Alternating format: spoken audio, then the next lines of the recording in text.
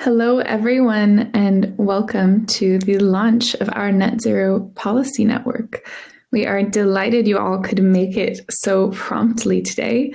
We'll just wait a couple more minutes for those who are a little less prompt, as they are welcome to our network as well, and then we'll get started.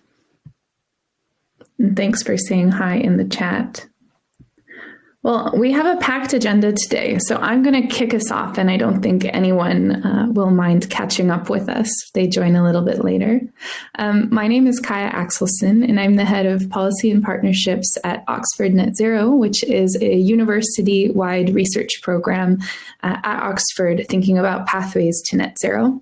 And as the net zero landscape has moved from mobilization to standardization to now implementation, we see the pivot towards net zero policy as a critical turn in ensuring that there are clear and fair ground rules that we're all following similarly for a race to the top on this great transition.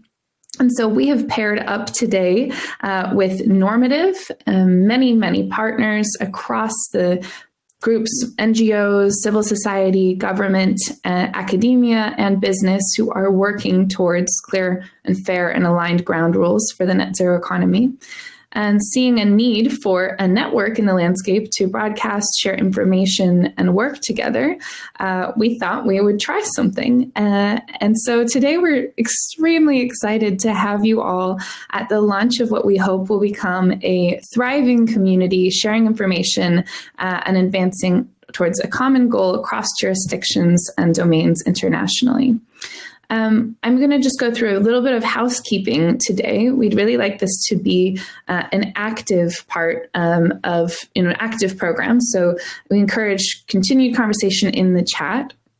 We also, of course, have an amazing lineup of, I don't want to call them speakers. I think, we're all participants here. We really see this as a network. And so this is more of a two-way street, but we did want to sort of show off some thinking about the network and about why we need a network like this. And so today we have some fabulous speakers. My partner in organizing this event today is Dr. Alexander Schmidt, head of science, sustainability, and climate research at Normative, which, if you don't already know, is an incredible company helping other companies to decarbonize and understand this complex policy landscape. We are also very lucky today to have a visit from David Schuckman, who is a visiting professor at LSE and advisor to us at the Smith School in Oxford. David has an incredible career and is probably one of the most learned people on climate, kind of reporting on climate with the BBC for decades. We're very pleased to have David's geopolitical analysis to contextualize this conversation today. We have Dr. Ritvika Sengupta, who's the Net Zero Policy Manager at the British Standards Institute, working with our 2050 World Programme, which is focusing on the role that standards can play in improving interoperability and coherence in the policy landscape.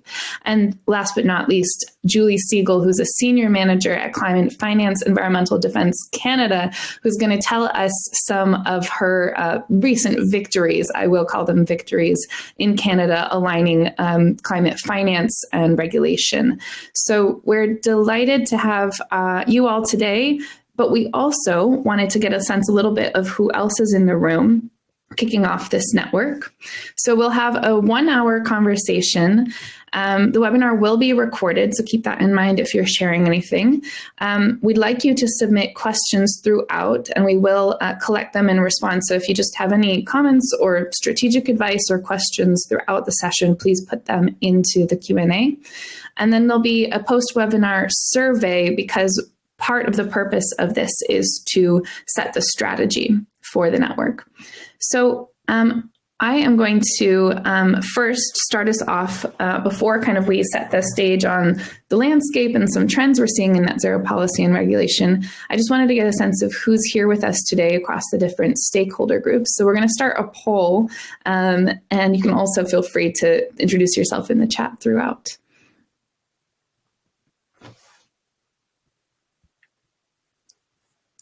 I'm not sure if I have to do the poll.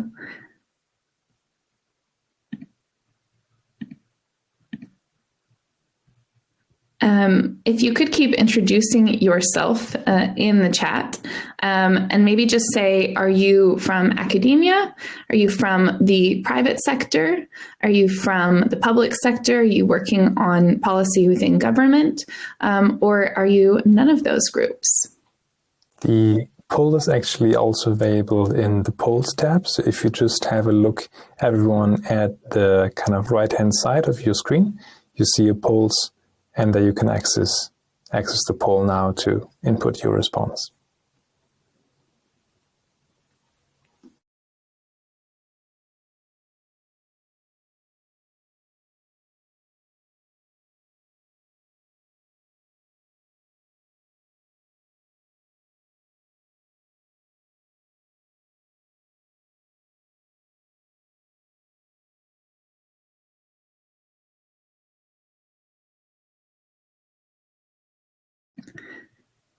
Well, this is very balanced today. We have some, I think it's not surprising given that we have some leader in the private sector organizing this panel. We have some strong representation of people wanting to create an ambition loop in the private sector. Also not surprising, our second most popular category is academia.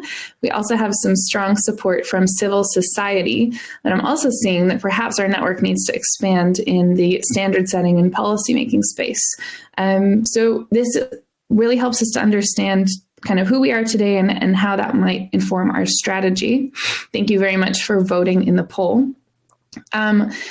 Now I'll just go on to talk a little bit about kind of why we thought it was important, given the role of net zero policy and regulation globally and the way that it's expanding, it was important for us to kick off this network. So about a year ago, my team in Oxford thought, you know, there's a lot of people tracking net zero regulation and policy, but we're going to hone in on a few key areas where some of the net zero standards that we've been working on can show up and be referenced in net zero policy and regulation. So one of those areas is some of the claims legislation that we've seen, the EU claims legislation that came out recently being a prime example. That basically says when companies are or aren't allowed to say that they are net zero or like terms. And that's a really interesting example of the standards being applied very directly. Then there's a huge and growing area that I'm sure many are familiar with, especially since we have so many private sector leaders today around disclosure. I'm sure that's something that you're thinking about regularly, what you have to disclose and how you get that all prepared. There, of course, has been, on the back of the disclosure conversation, a great discussion on how we define credible transition plans. And procurement is also an area we see governments being able to lead the way with government initiatives like the Net Zero Government Initiative, putting out policies as terms of how the government spends its own money. And we're doing research across how procurement laws are being applied differently in terms of how net zero is expected to be achieved by those getting bids from the government. So our research shows us roughly that there has been a huge growth in the development of net zero regulation and policy, 11 times since 2016, with 75% of G20 members having implemented one of these kind of regulatory domains in some form or another. But our analysis also suggests that one of the challenges that comes along with this exciting development is, of course, interoperability, companies having to respond to different expectations in different jurisdictions, or even within the same jurisdiction, different policy domains saying different things. We also see that rigor is really clearly important. If policies, say taxonomies, are defining something as green that perhaps might not be green, oil and gas, for example, this can drive more investment in the fossil fuel industry than, say, is perhaps aligned to the Paris Agreement. And so we need policies to be keeping to the level of rigor that aligns to our climate targets internationally and domestically. And then we're also seeing some concerns around the way some of these policies will have cross-border implications and raise concerns for equity and fairness. So that's just a really brief primer to say that there's a lot of ground for us to cover in this network and exchange notes on. It's also a theory of change that our kind of wider community operates on, that there's a potential ambition loop between business climate action and government climate policy. As businesses have, as we've seen, set ambitious science-based targets, they are responding to new challenges as to how they develop their business models, and there are plenty of externalities that need to ultimately be met through policy reform in order for them to meet their targets. Ideally, these arrows go this direction rather than the other way around, but research is mixed as to which direction the arrows are going on different policy topics. It's our aim, of course, to activate the ambition loop. And so in coordination with a net zero policy community, which is a group of around 50 NGOs that we meet with regularly, we are helping to define campaigns, consultation opportunities, and align advocacy between businesses and governments so that we can be working together and moving the arrows in the direction to the right. We also will be amplifying your efforts as part of this network. And so it's our hope that you will feed us information about some exciting advocacy and climate policy opportunities, consultations, and that can be something that we help to broadcast. Importantly, the role of business has been rather underappreciated, even though business can be such a powerful lever for policy change. And I would argue even one of the most necessary levers for shifting the ambition in the right direction and at the pace that we need. So I'm going to hand over to our private sector leader today, although he's also very much a scientist. Dr. Alexander Schmidt, would you share a little bit about the business perspective and why we started this network? Thank you so much, Kaya, and welcome from my side as well. Kaya already quickly introduced me. I'm coming from Normative, heading there our science, sustainability, and climate research function. And the capacity, I work a lot together with Kaya, luckily now since quite some time, and very happily now launching this network together. And as Kaya already pointed out, private sector is really, really crucial. Ultimately, of course, we talk about policies here, but policies themselves don't reduce emissions, right? We need to have ultimately the private sector very much on board, and we need to make sure policies are aligned with the private sector and also, to be honest, what they can deliver on. So we did a study end of last year that shows actually that 78% of global industry emissions are actually right now covered by large enterprises' net zero commitments. So just envision this like almost 80% we could reduce, we hopefully will reduce by just the existing commitments. At the same time, we also showed that companies are struggling to translate these voluntary commitments into results, into action, because honestly, committing is rather easy, but delivering on results is of course hard. And doesn't mean they are not right now willing to do so, but they might be just unable to do so. So we need to set the right incentive structure, but also the right environment for everyone to have a level playing field to translate the voluntary commitments into real action. So how can we help businesses to get better informed, to comply with what is right now quite a patchwork of different regulations, especially if you are internationally operating a company? You will have to comply with multiple regionally different legislation. So that's a huge challenge for them. So we want with this network to directly engage with business leaders. Luckily, our poll at the entry showed that we have the interest, at least from the private sector here in this webinar represented, and we hope we continue to do so. And yeah, so that's why we launched this network. We will offer quarterly webinars. This is the launch event, and afterwards we have more dedicated webinars to certain topic areas. We're also going to find on the platform, which we're going to share with you, also a link throughout the whole conversation we have here. You find a bulletin for information sharing. And of course, we want to have this cross-sector audience of policymakers, NGOs, business leaders to really exchange information, to learn from each other and to shape policy moving forward. So we always have some ask of the audience for our overall, both the webinar and events. And in this case, for today, it's straightforward. It is join the network. Come on board. You see the link netzeropolicy.net.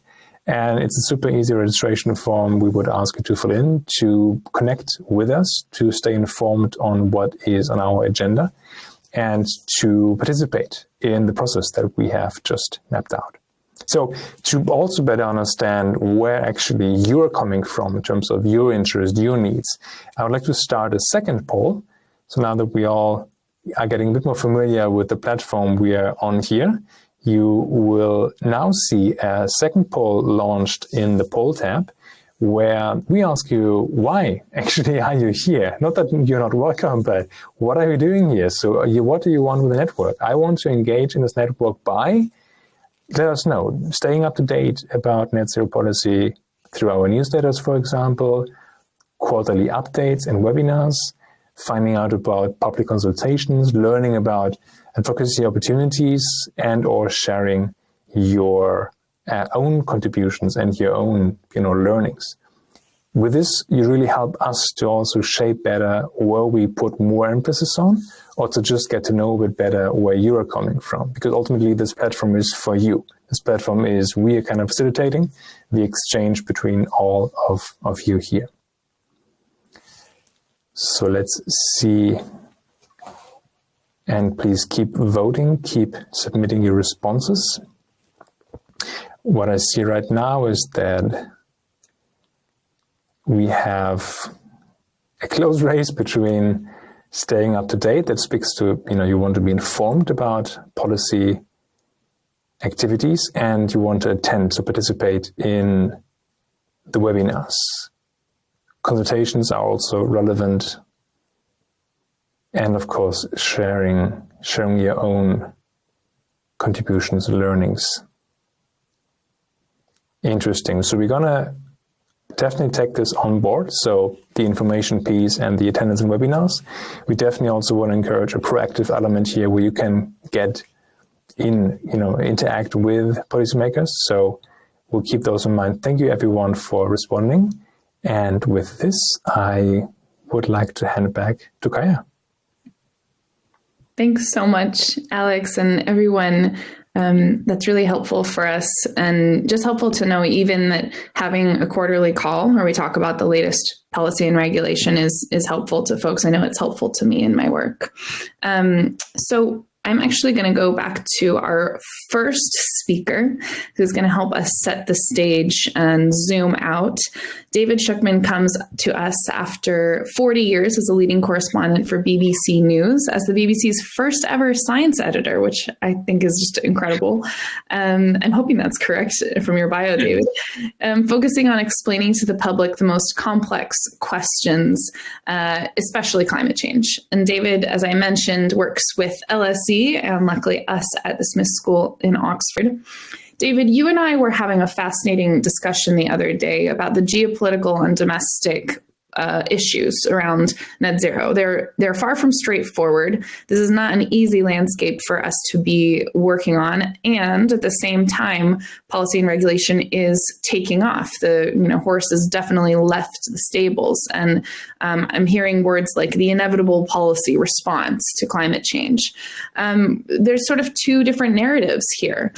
You've been a journalist for many years studying great transitions through the weather, the kind of turbulent weather of political change. I have kind of two questions for you. What do you see as the greatest policy and political barriers to the net zero transition, and how can we activate the ambition loop to see our way through those? Well, look, thank you for having me, and it's terrific to see the enthusiasm and the scale of support for this initiative. So, congratulations to all of you. I think I'll try to answer your question in a couple of different ways. It seems to me that whenever the words net zero and policy sort of appear together, it's really, really important, I think, particularly with a wider audience, to ground the discussion in the realities of climate change. And I think that's partly to do with language and partly to do with subject matter. And I think for a lot of people, the news this morning from Copernicus about now 10 months in a row with record temperatures doesn't cut through, frankly.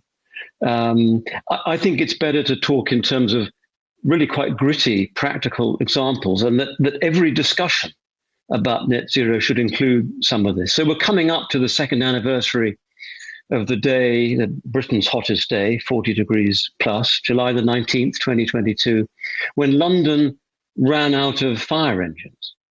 There were so many fires in a great ring around the capital, and where the fire crews turned up to fires to connect their hoses to the water mains and didn't get enough water because there was a drought.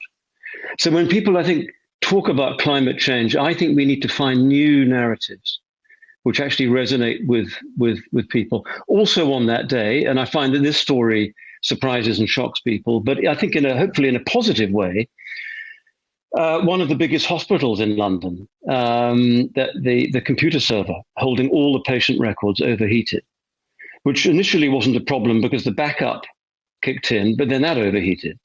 And it took them 3 months to sort out the ensuing mess. And I think when these sorts of stories are shared, it produces a different reaction, and possibly for people who aren't convinced as to why net zero matters, when they hear this kind of thing, I'm finding in my engagement that it does make a difference.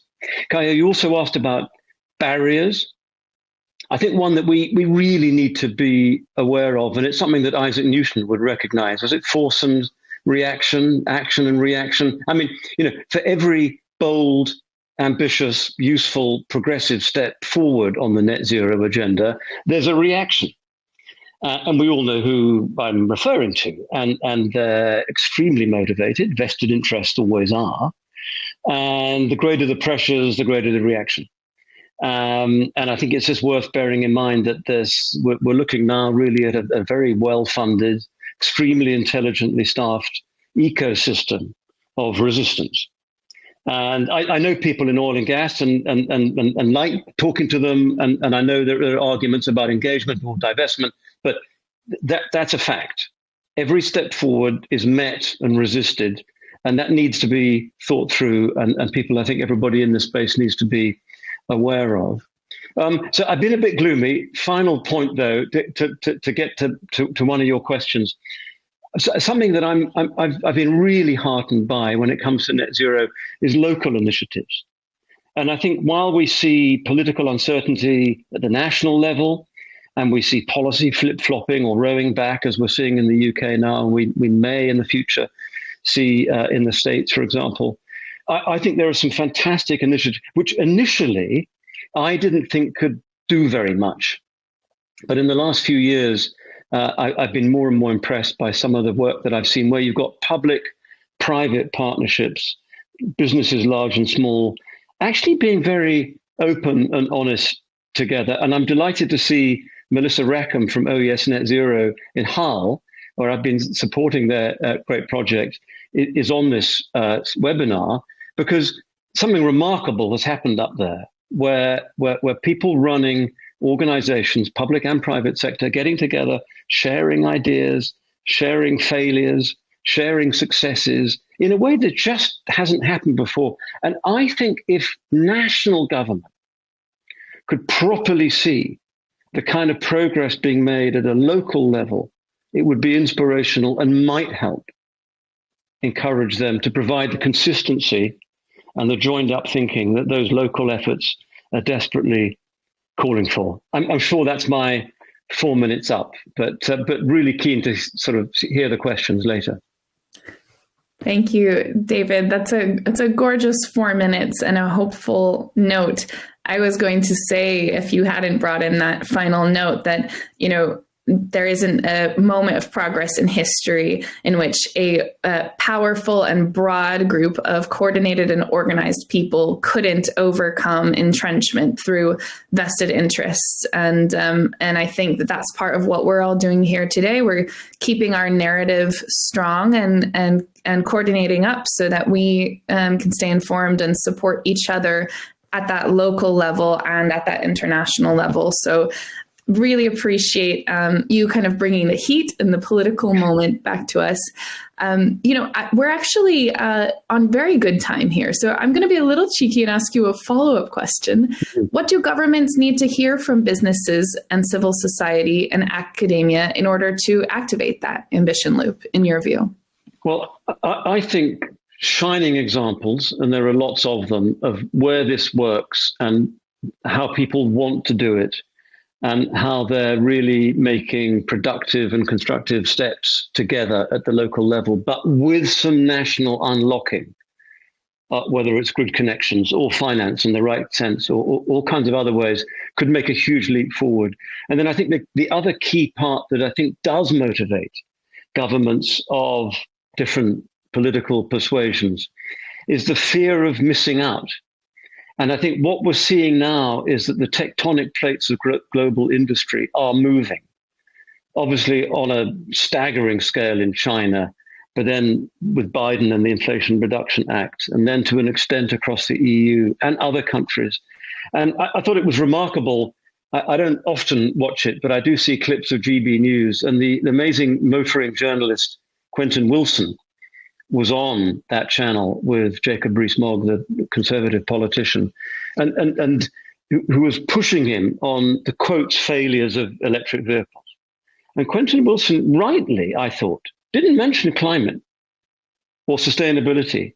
He mentioned the risk of industrial loss. You know, do you really want Britain to fall behind in this new race? And I think framing questions about this in that way actually includes a constituency that might otherwise have been completely disinterested or even hostile. So that, I think, would make governments sit up and listen, the fear of missing out. Thank you. Government FOMO. It's a good one. And I think maybe that's something that we can work together as a network, is if people are developing that kind of thoughtful communications and policy briefs for governments who we kind of understand their agendas, that could be something that we share between ourselves. So then that's yet another call that this is a two-way street kind of network. David, thank you so much for kind of kicking us off and setting the political stage. Next, I'm going to turn to one of our speakers who's very much has the kind of background that we would want to hear from following that set of questions and answers. Ritwika Sengupta is the Net Zero Policy Manager at British Standards Institute, as I mentioned, but she also is a former senior policy advisor to the UK's Department for Energy Security and Net Zero. Ritwika, David has talked a lot about the need for interoperability and consistency in policymaking, and you used to work in government, so you probably know how hard it is to coordinate across government departments as you're drafting policy. But now I suspect I know sort of a little bit about your position on how to do this, because you now work for an international standardization organization. But could you tell us a little bit more about where you think the opportunity is to start improving alignment between policies? Yeah, thanks so much, Kaya. It's great to be here with you all today. So as Kaya mentioned, I work in the international standards system, and I'll talk a little bit about why I think that system is absolutely crucial, not just for interoperability, but actually for scaling climate accountability, not just in the global north, but across the world in every country. So just to take a step back, what do I mean by the international standards landscape? This is really the network of national bodies focused on standards that often come together at some kind of an international forum to coordinate, to bring stakeholders together and develop standards based on consensus. So, for example, as Kaya mentioned, I work at BSI, the British Standards Institute, which is actually UK's national standards body. So we are appointed by government to represent UK's national interests at that international coordination level when it comes to standardization. So, for example, we are a member of ISO, the International Organization for Standardization. You might have seen or worked with ISO standards before in your kind of various sectors. And again, similarly, other countries will have their own standards bodies. For example, France's one is called AFNOR. India's one is called Bureau of Indian Standards. They come in all shapes and sizes. Sometimes they are appointed by government. Sometimes they're really part of government. They're a department in government. But the crucial thing is that these national standard bodies come together at organizations like ISO at that international level and coordinate across the world to really bring in those national and regional economic and other interests into the development of a standard. So ISO's membership actually includes 170 countries at the moment. So that's quite a lot of lower to middle income countries as well, which is absolutely crucial when we're thinking about any kind of scaling of governance solutions. And the real sort of key message I want to give today about the international standards system is that really it develops standards based on consensus. So we have a slide on the conveyor belt model, which I'm sure Michelle will pop up in a second. But this idea of kind of the international standard system is built on consensus can be really seen in this conveyor belt model. So you can see here that there are lots of market-led initiatives on the right of this model. So there's voluntary initiatives, orchestration campaigns. These are really pushing the boundaries when it comes to net zero governance. But what the international standard system does is that we're really neutral. All we do is convene. So we bring all these experts and innovators together to understand what is the consensus on best practice right now. And that consensus then goes into a standard. It's as sort of simple as that, if you like. And then the second really crucial thing I think about this system is that involvement of the national bodies from across the world, because that kind of global involvement, without that, I think we cannot scale climate accountability and make it work for everybody. Of course, this system being built on consensus means that exactly that interoperability question that Kaya asked is always in the front of our minds. So if you find consensus, you figure out what works in most cases or the majority of cases. But then you give that opportunity to nations across the world to really think about their national context, their policy context, and bring those interests into the fold so that we make a standard that can work for everybody. And I think I'll stop there and pass back to you, Kaya, because I think I've done 4 minutes. Sure.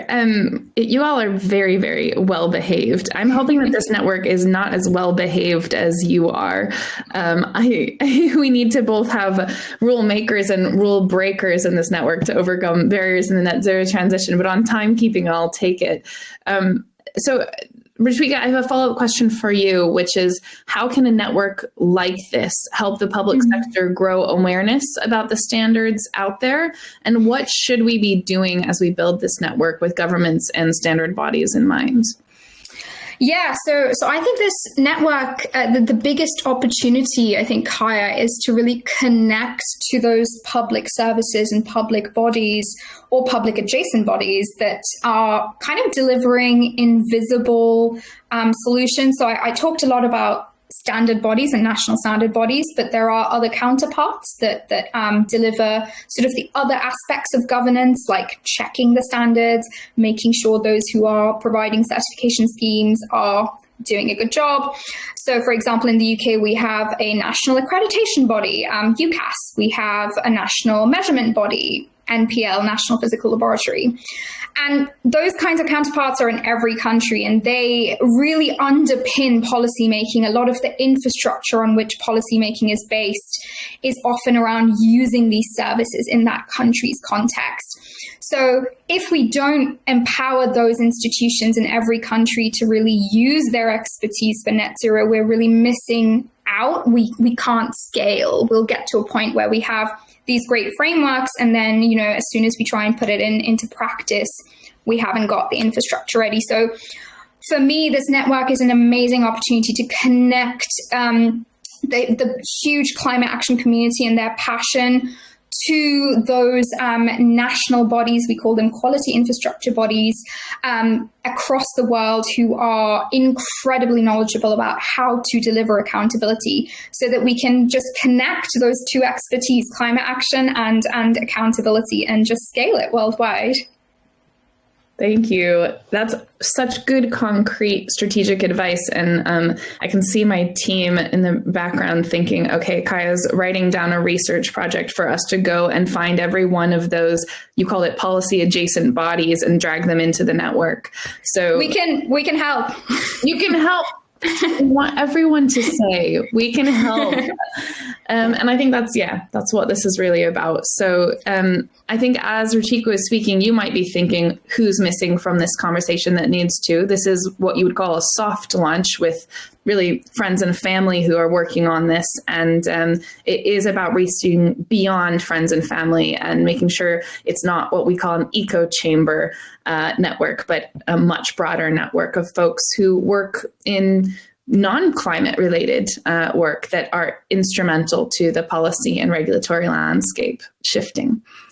Speaking of people who do that extremely well, I'm delighted to introduce our next speaker. Julie Siegel, as I mentioned, is a senior manager at Climate Finance for Environmental Defence Canada. Julie has been instrumental in helping to support the passage of the Climate Aligned Finance Act in Canada, which is a prime example of a government getting its act together, excuse my pun, on interoperability and ensuring that, companies are less confused by what's going on because it's all under one act. But I think it's also a really great example of policy innovation, as a huge part of what we want to talk about throughout this network is policy innovation and examples of good practice. Julie, could you get us into the gritty details? So delighted to be here for the soft launch of the Net Zero Policy Network. This is such an important initiative, and I am glad to see it starting and growing. I'm also very glad to be talking about a specific policy, the Climate Aligned Finance Act, which is advancing here in Canada, where I'm currently based, and to be able to speak about kind of the process of something moving from voluntary to mandatory. I'll give a bit of context on myself as well, which ties into that. I used to work in sustainable investing. I managed a portfolio of impact investments at an asset owner, and that was all excellent. It was really true impact investing. But the rest of the market, certainly a few years ago, was not remotely there. And I started to think to myself, okay, I can perfect this portfolio I'm working with in a voluntary way, right? Or what if we change the rules of the game so the whole financial system is making positive impact investments, climate-aligned finance across the board? Policy is certainly needed to change that, especially a few years ago when I moved from finance to policy and civil society. When I moved 2 years ago, one of the first things I had the opportunity to work on was advising and helping to mobilize the Climate Aligned Finance Act. This is a bill introduced in the Canadian Senate. It is about 2 years old as of a few weeks ago. And it's been quite a brilliant process to see Senator Rosa Galvez, who's the lead on this bill, collating a number of global leading policies on how to truly align our financial system with climate action and net zero, and think about how to fit those for purpose in our jurisdiction here in Canada.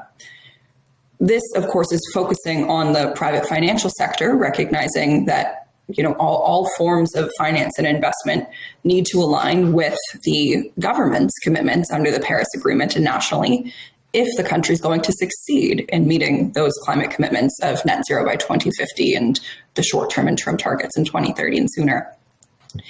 What CAFA did was look at what's happening in other jurisdictions, bring together experts who are thinking on all of those pieces, and consolidate it into a single bill. So really a brilliant and thorough process of consultation, which I think is one piece that we all recognize as important for good policy delivery outcomes.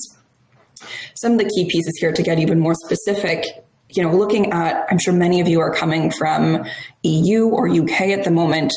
I have been terribly envious from my side of the Atlantic to see finance integrated as a core piece of the government's as a core piece of the government's climate plan. In the European Green Deal, of course, quite a bit of leadership, I would say, on sustainable finance. In the UK at COP26, a commitment for a net zero aligned financial system. CAFA is drawing inspiration from that and emulating it, saying we can only have a credible government climate plan if that's applying, and percolating through all levels of regulation and legislation, including for the financial sector. So that overall alignment is so important. As well, drawing inspiration from global regions like the UK, thinking about, okay, what about requiring climate transition plans? And how can we make sure that moves throughout the economy? What about changing or amending, let's say, updating and future-proofing the mandate of institutions, including regulators, to say you have to be thinking about climate risks and climate resilience when making regulations across the financial sector? That's honestly only even a bit of what this very comprehensive policy is tackling, but I hope that gives a taste to show how this example is a really brilliant piece of coordination across the economy and thinking about how do we fix things in one fell swoop. Another big piece of moving this forward and to continue the conversation on it has been bringing in the voices of even more experts to call on why this is important. So one piece we just recently worked on, again, to mark this 2-year birthday anniversary of the bill since it was first introduced, we had the opportunity to bring together a number of domestic and global experts who are highlighting their experience with climate-aligned financial policy and talking about why CAFA and bills like it globally are so important. So we have a compilation video, which I can perhaps share in chat, or maybe the organizers can support with as well. But groups from former SEC regulators to progressive businesses and credit unions in Canada, all talking about we need to move from this, kind of going back to where I started, we need to move from this space of voluntary initiative and action to just simply making this table stakes across the economy. Really, as we talked about government FOMO, business FOMO, making this a new baseline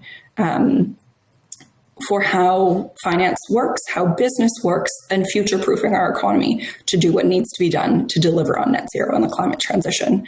I will maybe pause there because I'm happy to be the rule breaker in some ways, but don't want to be the first to miss out on timing. No, not at all. It's just that I'm really curious to ask your honest take on that type of advocacy that you have just demonstrated. And so some of you have maybe already seen what Julie's talking about on LinkedIn, global finance experts expressing their support for their experience with climate-aligned finance in support of this bill. We're among friends and family. So Julie, is it too early to tell, or do you think that initiative, videos on LinkedIn from experts around the world and domestically calling for support for this bill, has that made a difference? Is that an effective tool? This is one stage of 2 years of working on this bill to move it forward. One piece that I find I always remind myself of is that the process should be an outcome too, right? So when engaging all of these people who are participating and becoming now invested in this policy outcome, that process is an outcome in itself.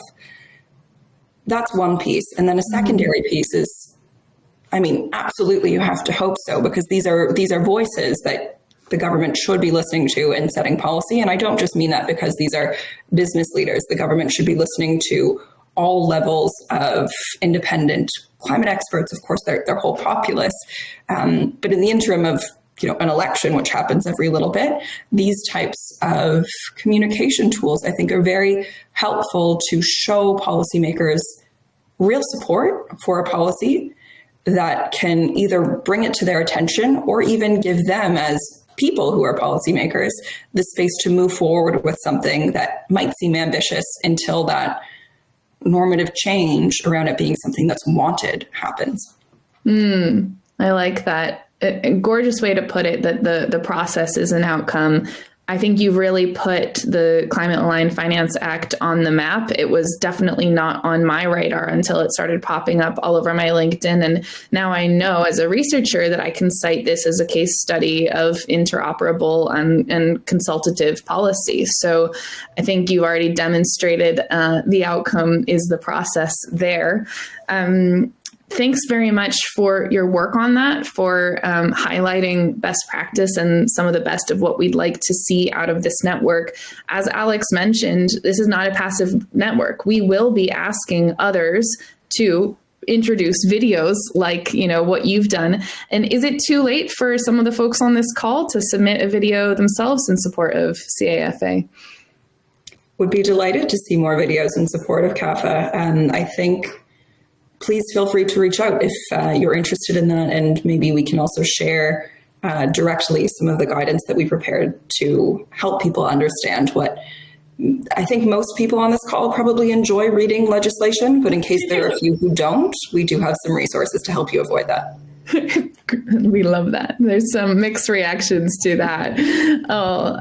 Wonderful. Julie, thank you so much for being a leader on that and being willing to share your thoughts and your honest thoughts on the process. It's now our time to go to question and answer, which I'm going to let our lovely host, Alex, lead and turn over to you. Thank you so much.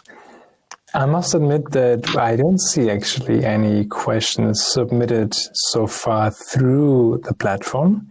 Let me just quickly look at the chat, because I think I've seen one or two over there. So again, I can just encourage everyone to please submit your questions. If there are any issues with the question tab, then please just post them directly in the chat. We'll fish them out. So one question here I see is around civil servants with their net zero endeavors, and a group that wants to set up a community of practice for our warriors in government, like the phrasing here. Are there any specific pain points that any of you know of for our civil servants when it comes to reaching net zero? So specifically for civil servants, are there any thoughts from the group around that topic? Ritvika, I see you. Are we unmuted? Yeah, sorry, I was looking for a hand up, but I couldn't see one. I think somebody wrote on the chat as well, one of the pain points is Drax biomass subsidies, which really hit home because I actually worked on the UK's biomass strategy. I worked on the sustainability part of it. So I fully know kind of the day-to-day management that civil servants do around and the kind of various controversies that they deal with. I think one of the key things around net zero that I really felt in my time in the civil service was having the ability to find background knowledge, because often civil servants are generalists, and that's why I love the apolitical site as well. I think it's one of the key things is that we need to empower civil servants who are often generalists to be able to go and find the right information, because they are designing policies and they are experts at designing policies, but they're not always experts in that actual subject area. And if not the information, then we need to figure out how we can connect civil servants better with subject experts across the world. That's, I think, where I see that sort of empowerment really coming. Amazing. Thank you, Ritvika. David, I think you've also... Well, just to say that, I've spoken at length to many civil servants who are deeply committed to the agenda and extremely frustrated, and very often find that policy initiatives get bogged down for any number of reasons, but typically in the Treasury. As soon as costs get attached and the paper has to work its way around the government machine and ends up as a requirement for spending, if there isn't massive political support, they can find their work getting stymied. I think another problem, and it's really interesting, Rebecca, hearing you talk about using external support to enable internal work, is the number of times someone in a ministry will be pushing a policy, but actually finds that it's other ministries that hold the keys. I've mentioned the Treasury already, but there are other examples. I mentioned fires in London. One ministry looks after the fire brigade, another ministry looks after wildfires. The two never talk. and and then a third ministry looks after the water companies, and getting all of that together. And I think there's a potentially very useful work to be done of scouting around other governments around the world. Who else has tried to crack this? I mean, maybe we've been hearing from Canada. Maybe they've got a brilliant idea for how you unify policy on fires and fire brigades or whatever it is. And I think, external support for however it's handled for committed but frustrated civil servants is a really key avenue. Julie, please jump in. Super, thanks. I like that we're reverting to old school, perhaps even elementary hand raising. I would say often engagement with elected officials is seen as more glamorous, let's say, in the eyes of civil society or business. Engaging with the minister on a particular file is often prioritized, as it should be, but the civil servants absolutely need quite a bit of supportive education, I would say, because they're often put across so many files. And I've been quite surprised to see the turnover within civil servants on different files. Let's say if you're working on something for a number of years, they might be moved to different divisions as government priority changes. So having external experts and supporters who engage very regularly with civil servants to provide, again, I'll keep using the word supportive information that they need to advance on a file is key. The other point, as I'll amplify, is that understanding what their blocks are within other parts of the bureaucracy and government, and then helping navigate that is probably the most important piece that I think can be done from our end as either public or private sector individual, or civil society or private sector individuals to move something forward. There have been a number of times where I've seen external experts have more information about what's happening across government than an internal civil servant does. So helping to navigate that, I think, is so important and an area of engagement that should not be ignored. Thank you. So maybe to summarize, I hear a lot about information exchange and actually building up a network, I can only say, which is, of course, the topic of our project here, and especially avoid creating silos or put positively facilitating the exchange, be it now in this example in one certain government area, but also, of course, across these different stakeholders, which is exactly why Kaya and I am now very, very happy to bring this project here to life. We have only a few minutes left, so I see now, luckily, some more questions coming in, so thank you all for sharing these. I already have bookmarked one for the very end. I think that's a great way to step out of the conversation, but maybe one before that at least. So here is a question around the relevance of policy for small and medium-sized enterprises. Maybe just for context, most of you are probably aware of this, but many of the currently existing policies, they do address the large quote-unquote emitters. Just to give you perspective there once more, I had this stat that I threw at you before, around 78% of industry emissions covered by net zero commitments by such large enterprises, which are right now more and more covered by international regulation. However, please realize, and then I pass on to the panel, of course, these emissions, they don't come from the physical, usually not from the physical entity that is the large enterprise with a net zero commitment. A lot of these emissions actually sit in their value or supply chain. And whom do we find there? Well, it's a lot about small, medium-sized enterprises. So that's maybe for context quite relevant there. And with this, does anyone from the panel want to address the kind of the policy relevance for small, medium-sized enterprises? Yeah, I would love to highlight one of the work of our partners. Bankers for Net Zero work closely with Parliament, and they also work closely with SMEs. And they have kind of a pilot project called Project Perseus, which is helping gather data with SMEs and helping simplify SME reporting. Alex, I know you at Normative have been instrumental in setting up the SME Climate Hub to reduce friction for SMEs. And I think SMEs are probably just a few years behind large corporations in being able to have leaders demonstrate that it's possible to do this reporting, even if it's a kind of pared down version of the reporting, so that then we can start showing to policymakers, here's how you set the policies and here's the level where you set them. And so we're in that conveyor belt that Ritwika showed, demonstrating best practice, testing best practice, refining best practice, and then moving that towards standards and policy. I think that's where we are with SMEs. I think leaving them out of the picture is a huge mistake from the perspective of Julie's point, which is the process is the outcome.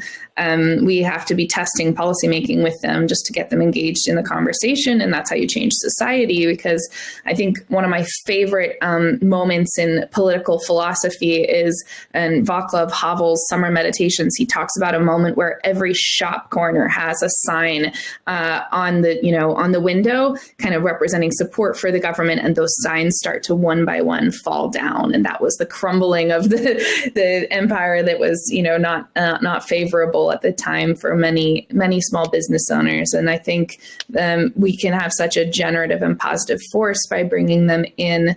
But that's just my view. Are there others on the panel or even in the chat who have views on this? I think David was already raising his hand, right? Well, just a very quick one. It's a shift of mindset from thinking that analyzing your scope 3 supply chain emissions is a burden to seeing it as an opportunity to engage with those companies who might well be SMEs and actually enabling them. I mean, perhaps even paying for them to do their own carbon accounting, and then to bring them into the fold with joining much larger companies' power purchase agreements, which are going to be cheaper. And there's a sort of enabling mindset which can be created out of what had been seen as a burden.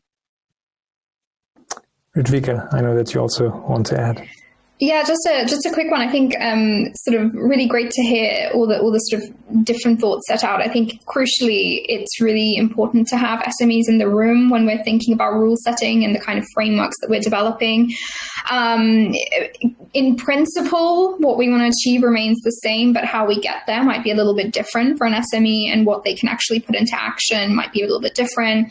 My colleague Sarah Walton, who I think is on the line as well, watching, has been working quite a lot with SMEs recently on trying to understand how to help them shape their net zero journey, and actually working on a standard called Net Zero Flex, which is currently out for consultation if anyone's interested. But the idea is that creating sometimes products that are for SMEs to use, or resources that are for SMEs to use, again, which connect to that global best practice, but to just sort of make it easier for them to actually implement the actions, because the actions they implement may not be exactly the same as like a really large global company. And I think that's really important to keep in mind, and to make sure that when we're setting rules, we're engaging SMEs alongside. 100%. We couldn't agree more. And once more, that's so nice to close the loop now to coming back to the beginning, because this is exactly what this network here is all about, connecting all the different stakeholders with each other. And I want to be roughly on time here. So let's just use this one question has been asked to round up. Maybe Kaya, you do want to use it for some closing comments, so to speak. So the question here is, what's next? What are next steps with the network? Will there be a platform to learn about what other institutions are doing in order to explore potential synergies, collaboration, avenues? My short answer is yes, we are very excited about this, and I'll leave it over to Kaya to maybe use it as a closing statement. Thank you very much, all. As we said, this is a soft launch. There's about 100 of you on the call. It's our aim within, a few months to have 1,000 people in this network, and especially those who we noticed were not in the room. Some folks we talked about, SMEs, civil servants. We want to work with you on bespoke webinars, events targeted towards more specific questions, some of which we've covered today. And so we'd like to encourage you all to reach out to us with your suggestions as to what we should do with the network. We will, at a minimum, be hosting quarterly webinars quarterly newsletters, and sharing the information of about 50 NGOs who I mentioned who are working on policy and regulation internationally. And so I don't want anyone to get the impression that this is a network started by a few people who are just, randomly coordinating. There is a huge machinery. We're tied into the UN Net Zero Policy Task Force that is advancing transition plan regulation globally and doing research on this. We have research institutes, including Oxford and Harvard and Berkeley, that we want to share research from.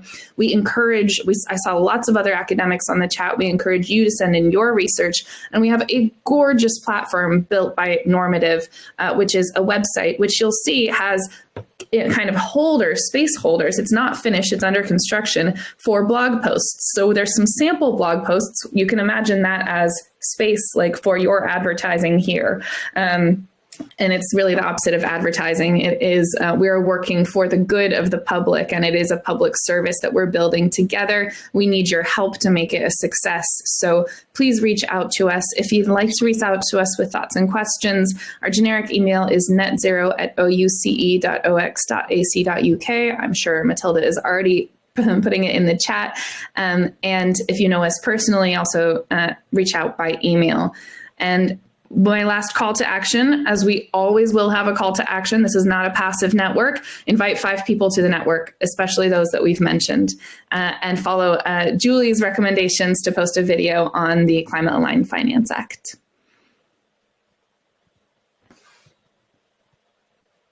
Amazing. Thank you all so much. Thank you, everyone. Thanks. Great event. Thanks so much. Thanks, everybody.